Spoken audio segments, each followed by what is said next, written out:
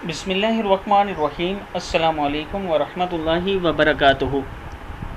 आज मैं अपने दोस्तों को बताऊंगा कि रसूल अल्लाह सल्लल्लाहु अलैहि वसल्लम कौन सी दुआ मांगा करते थे।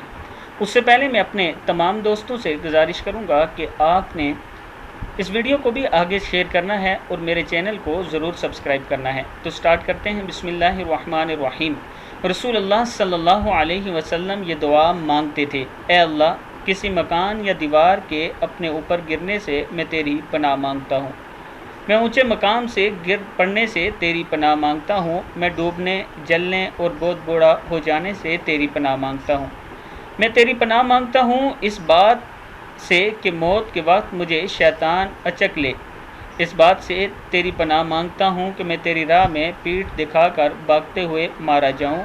और इस बात से तेरी पनाह मांगता हूँ कि किसी जहरीले जानवर के काटने से मेरी मौत आए। किताब का हवाला नीचे मौजूद है, आप दोस्त देख सकते हैं। मैं अपने दोस्तों से गुजारिश करूँगा कि जब भी हाथ उठाएं ये दुआएं आप ज़रूर किया करें। अल्लाह ताला से इन चीज़ों की पनाह मांगा करें जिसके बारे में रसूल अल्लाह सल्लल्लाहु अलैहि वसल्लम ने पनाह मांगी। इस वीडियो को आपने आगे ज़रूर शेयर करना है। अस्सलामु अलैकुम वरहमतुल्लाहि वबरकातुहू।